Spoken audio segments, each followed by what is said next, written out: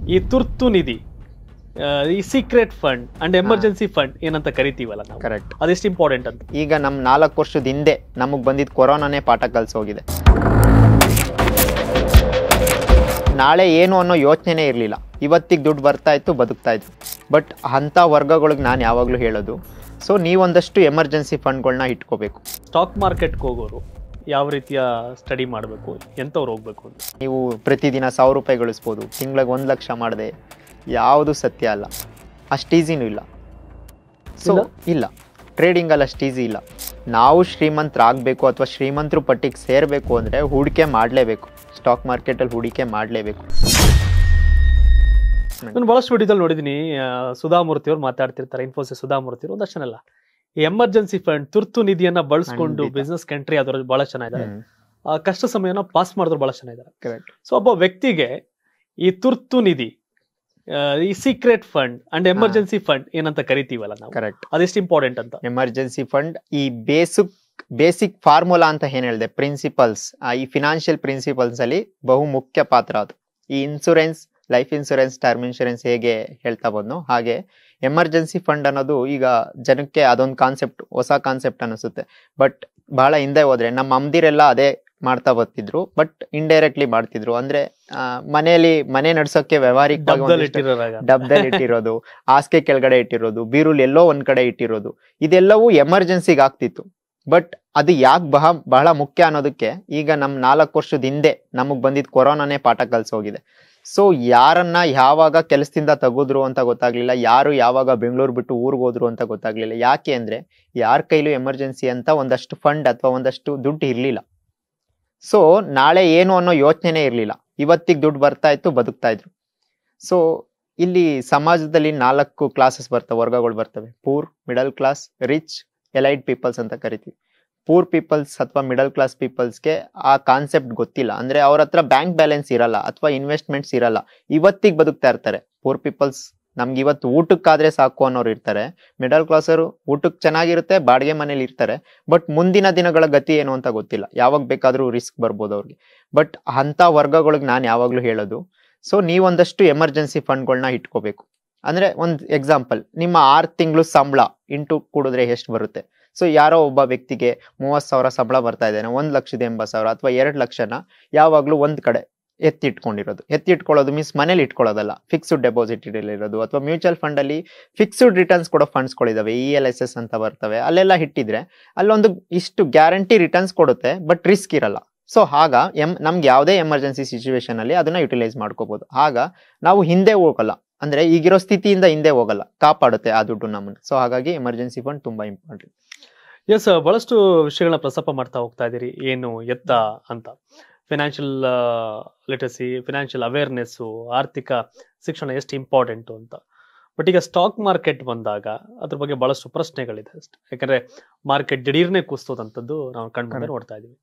So ರಕ್ತಪಾತ market ಅನ್ನೋ type, ಅಂದ್ರೆ like ಆ ಮಟ್ಟಿಗೆ ಕೋವಿಡ್ ಟೈಮಲ್ಲಿ ಕುಸಿತು, ಅದಾದ್ಮೇಲೆ ದೊಡ್ಡ ಮಟ್ಟಕ್ಕೆ ರೈಸ್ ಆಗಿತ್ತು, ಈಗ ಮತ್ತೆ ಮಾರ್ಕೆಟ್ ಕುಸಿತಾರೋ ಸನ್ನಿವೇಶಗಳು.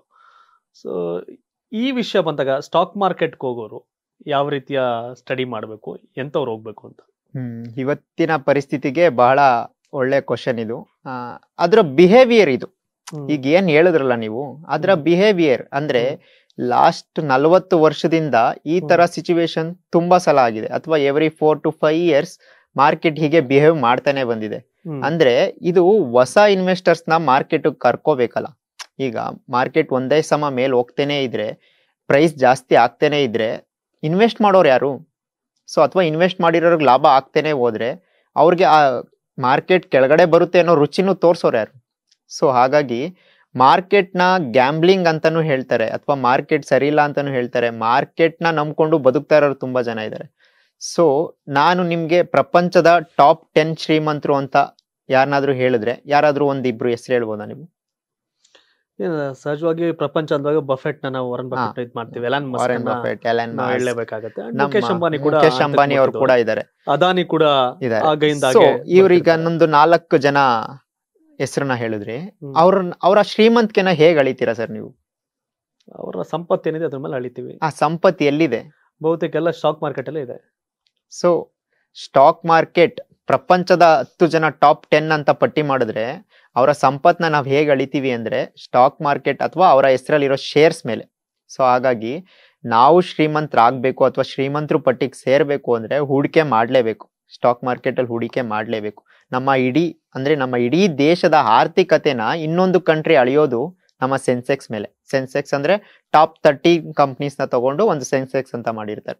ಸೊ ಹಾಗಾಗಿ ನಾವು ಟಾಪ್ 10 ಶ್ರೀಮಂತರನ್ನೇ ನಾವು ಶ್ರೀಮಂತಿಕೆನ ಯಾವ್ದ್ರಿಂದ ಅಳಿತೀವಿ ಅಂದ್ರೆ ಸ್ಟಾಕ್ಸ್ ಅಲ್ಲಿ ಅವರ ಶೇರ್ಸ್ ಎಷ್ಟಿದೆ ಅಂತ. ಅಂದ್ರೆ ಅಂಬಾನಿದು 8 ಲಕ್ಷ ಕೋಟಿ ಇದೆ ಅಂತ ಹೇಳ್ತೀವಿ. 8 ಲಕ್ಷ ಕೋಟಿ ಅವನು ಕ್ಯಾಶ್ ಇಟ್ಕೊಂಡಿಲ್ಲ ಅಥವಾ ಲ್ಯಾಂಡ್ ಇಟ್ಕೊಂಡಿಲ್ಲ ಅಥವಾ ಗೋಲ್ಡ್ ಇಟ್ಕೊಂಡಿಲ್ಲ, ಶೇರ್ಸ್ ಇಟ್ಕೊಂಡಿದ್ದಾನೆ. ಸೊ ಹಾಗಾಗಿ ಪ್ರತಿಯೊಬ್ಬ ವ್ಯಕ್ತಿನೂ, ನಮ್ಮ ಇಂಡಿಯಾದ ಪ್ರತಿಯೊಬ್ಬ ವ್ಯಕ್ತಿನೂ ಯಾವತ್ತು ಸ್ಟಾಕ್ಸ್ ಅಲ್ಲಿ ಶೇರ್ಸ್ ಅಲ್ಲಿ ಹೂಡಿಕೆ ಮಾಡಕ್ ಬರ್ತಾನಲ್ಲ, ಹೂಡಿಕೆ ನಾನು ಹೇಳ್ತಾ ಇದೀನಿ, ಇನ್ವೆಸ್ಟ್ಮೆಂಟ್, ಲಾಂಗ್ ಟರ್ಮ್ ಇನ್ವೆಸ್ಟ್ಮೆಂಟ್ ಮಾಡಕ್ ಬರ್ತಾನಲ್ಲ, ಅವತ್ತು ನಮ್ಮ ದೇಶದ ಆರ್ಥಿಕತೆ ದ್ವಿಗುಣ ಆಗುತ್ತೆ. ಇವತ್ತೇನಿದೆಯಲ್ಲ ಇದರ 100 ಪಟ್ಟು ಜಾಸ್ತಿ ಆಗುತ್ತೆ. ಸೊ ಪ್ರತಿಯೊಬ್ಬ ವ್ಯಕ್ತಿಗೂ, ಪ್ರತಿಯೊಬ್ಬ ಮಗುಗೂ ಸ್ಟಾಕ್ ಮಾರ್ಕೆಟ್ ಬಗ್ಗೆ ಕಲಿಸ್ಬೇಕು.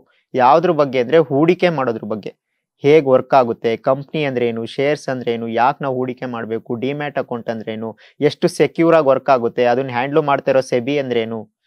ಸೊ ಇದನ್ನೆಲ್ಲ ತಿಳಿಸ್ಕೊಡೋದ್ರಿಂದ ನಮ್ಮ ಜನ ಅಥವಾ ನಮ್ಮ ನೆಕ್ಸ್ಟ್ ಜನರೇಷನ್ ಇದ್ರ ಬಗ್ಗೆ ತಿಳುವಳಿಕೆ ಬರೋದ್ರಿಂದ ಅವರು ಇನ್ವೆಸ್ಟ್ ಮಾಡಕ್ ಬರ್ತಾರೆ. ಸೊ ನಮ್ಮ ದೇಶದ ಜನ ನಮ್ಮ ದೇಶದ ಕಂಪ್ನಿಗಳ ಮೇಲೆ ಇನ್ವೆಸ್ಟ್ ಮಾಡ್ತಾರೆ, ಹೂಡಿಕೆ ಮಾಡ್ತಾರೆ ಅಂದ್ರೆ ಆಟೋಮೆಟಿಕ್ ಆಗಿ ನಮ್ಮ ದೇಶದ ಆರ್ಥಿಕತೆನೂ ಕೂಡ ಜಾಸ್ತಿ ಆಗುತ್ತೆ. ಸೊ ಹಾಗಾಗಿ ಇಲ್ಲಿ ನೀವು ಗ್ರೀಡಿನೆಸ್ ನ ಬಿಡಿ. ಅಂದ್ರೆ ಟ್ರೇಡಿಂಗ್ ಅಥವಾ ಅಡ್ವರ್ಟೈಸ್ಮೆಂಟ್ ಇದೊಂದು ಪಾರ್ಟ್ ನಡೀತಾ ಇದೆ, ಇವತ್ತಿನ ಮಟ್ಟಿಗೆ ತುಂಬಾ ಪ್ರಸಿದ್ಧಿ ಪಡ್ಕೊಂಡಿದೆ. ನೀವು ಪ್ರತಿದಿನ 1000 ರೂಪಾಯಿ ಗಳಿಸ್ಬೋದು, ತಿಂಗಳಿಗೆ 1 ಲಕ್ಷ ಮಾಡದೆ, ಯಾವುದು ಸತ್ಯ ಅಲ್ಲ, ಅಷ್ಟು ಈಸಿನೂ ಇಲ್ಲ. ಸೊ ಇಲ್ಲ, ಟ್ರೇಡಿಂಗ್ ಅಲ್ಲಿ ಅಷ್ಟು ಈಸಿ ಇಲ್ಲ. ಸೊ ಅದೊಂದು ಮಾರ್ಕೆಟಿಂಗ್ ಸ್ಟ್ರಾಟಜಿ ಆಗಿದೆ. ಅಂದ್ರೆ ಕ್ಲಾಸಸ್ ನ ಸೇಲ್ ಮಾಡ್ತಾ ಇದ್ದಾರೆ. ಅದನ್ನ ಬಿಟ್ರೆ ಹೂಡಿಕೆ ಮಾಡ್ಬೇಕಾಗಿರೋದು ನೀವು ನಿಮ್ಮ ಜೀವನದಲ್ಲಿ ಅಳವಡಿಸ್ಕೋಬೇಕಾಗಿದೆ. ಸೊ ಹೂಡಿಕೆ ಮಾಡಿ ಅದಕ್ಕೊಂದಷ್ಟು ಟೈಮ್ ಕೊಡಿ. ನಿಮ್ ದುಡ್ಡು ದುಡ್ದು ಕೊಡುತ್ತೆ ನಿಮ್ಗೆ. ಸೊ ಟೈಮ್ ಕೊಡಬೇಕು, ಟೈಮ್ ಕೊಡ್ಬೇಕು. ಡಿವಿಡೆಂಡ್ಸ್ ಈಗ ನಾನು ತೆಂಗಿನ ಗಿಡ ನೆಟ್ಬಿಟ್ಟು ನಾಳೆ ಎಳ್ನೀರ್ ಕೇಳಬೇಕು ಅಂದ್ರೆ ಆಗಲ್ಲ, ಖಂಡಿತ ಸಾಧ್ಯ ಇಲ್ಲ.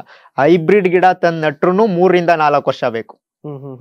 ನಾಟಿ ನಟ್ರೆ 7 ವರ್ಷ ಬೇಕು, ನಿಮ್ಗೆ ಗೊತ್ತಿದೆ. ಅಂದ್ರೆ ತಾಳ್ಮೆ ಇರಬೇಕು. ತಾಳ್ಮೆ ತುಂಬಾ ಮುಖ್ಯ.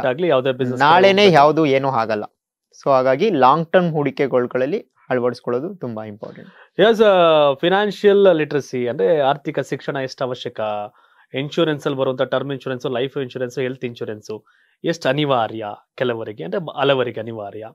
ಜೊತೆಗೆ mutual fund, FD, post office related ಅದರ ಕತೆಗಳೇನು, ಇನ್ ಸ್ಟಾಕ್ ಮಾರ್ಕೆಟ್ ರಿಸ್ಕ್ ಏನು, ಇವೆಲ್ಲವೂ ಕೂಡ ಸ್ಪಷ್ಟವಾಗಿ ಹೇಳಿದ್ರಿ. ಅಂತಿಮವಾಗಿ ಕೆಲವರಿಗೆ ಬೇಕಾದವ್ರು ರೀಚ್ ಆಗಿರುತ್ತೆ, ಇನ್ನು ಕೆಲವರು ತಿಳ್ಕೊಳ್ಳೋ ಕಡೆ ಗಮನ ಕೊಡ್ತಿರ್ತಾರೆ.